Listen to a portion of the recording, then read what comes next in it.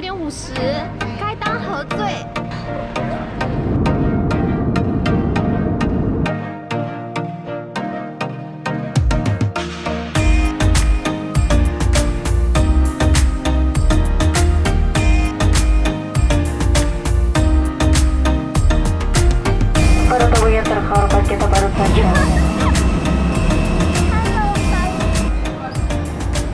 巴厘岛，印度尼西亚著名的旅游胜地。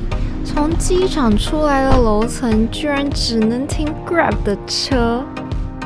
我们当时看打 Gojek 的车可以便宜至少40%吧，可是你只能订位到停车场别的楼层，就是要走得稍微远一点。解决的方法是，其实你可以发消息告诉你的 Gojek 司机你的位置，然后他可以过来。虽然不能停，但是他可以迅速把你给拉走。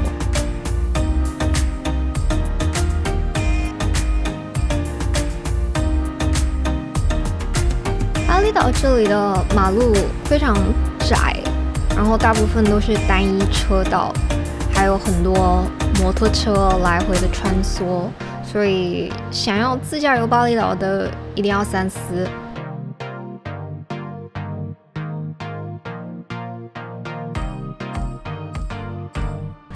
This is the chicken wing, pork on fire, pandan chicken, Tokyo prawn, sauces.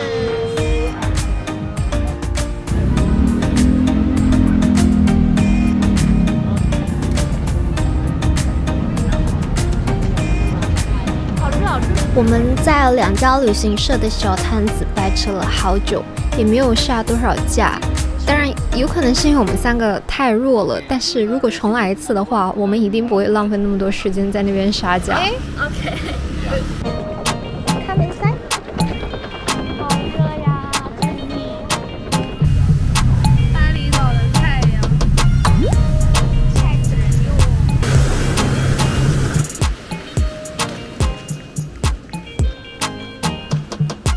巴厘岛真的很热很晒。如果你要在户外活动的话，一定要做好防晒。像佩尼达这种基本是没有什么遮阴的地方，我们在每个景点去的路上和在那个景点的时候，几乎都是暴晒。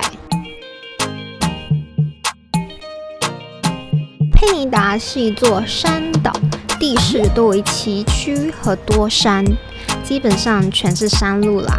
然后一整天就绕啊颠的，如果你容易晕车的话，一定要准备一点药。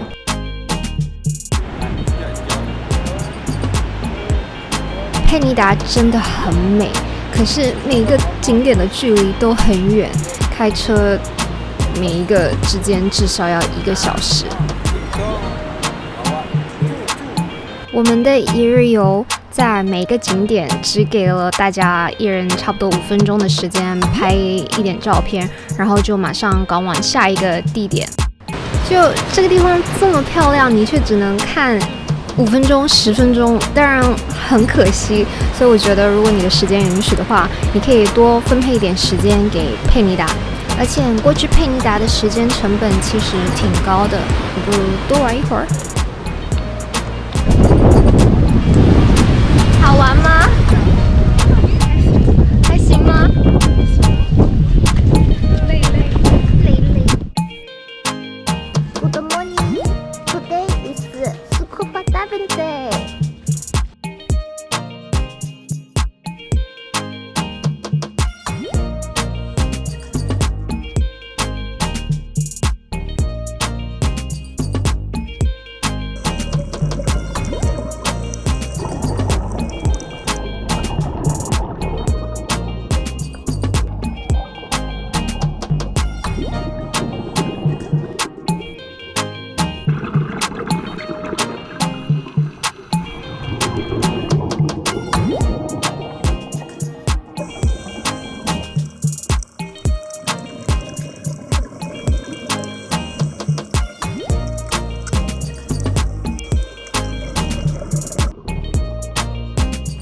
次潜水的时候，我的 GoPro 从手腕滑了出去，就弄丢了。没想到我们回到岸上的时候，发现被其他的潜导捡到了，然后还还给了我。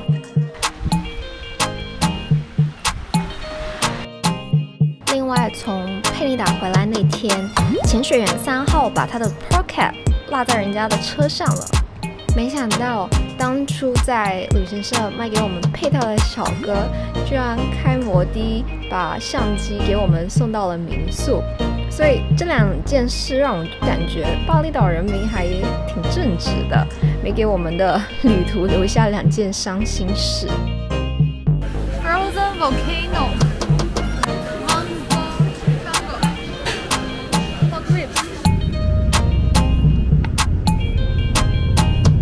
这是小学生吧？应该。包车的时候自己也要开导航。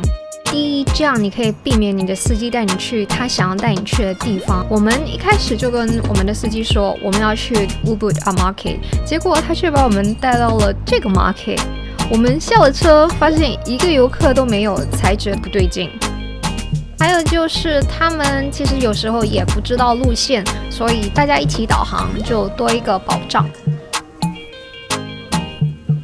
不知道在哪里看到的，说在巴厘岛只要不是明码标价的东西，全部都可以讲价。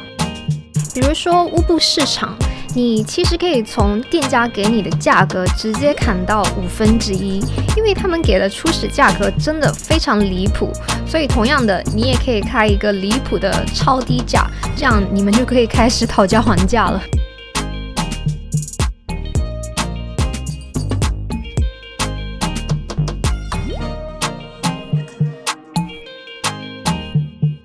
巴厘岛比我们想象中的大，也超乎我们想象中的堵。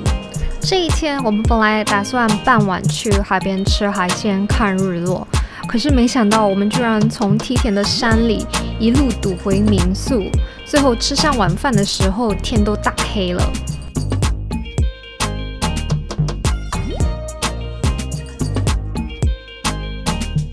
潜水员1号那一天自己去了情人崖那边，他表示情人崖那边那个寺庙的猴子非常多，非常野蛮，手机啊、眼镜很容易就被抢了，所以一定要护好你的东西。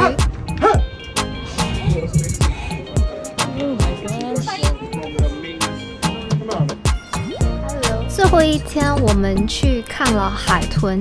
前一天晚上，我们就直接通宵，因为2点半就得出发了。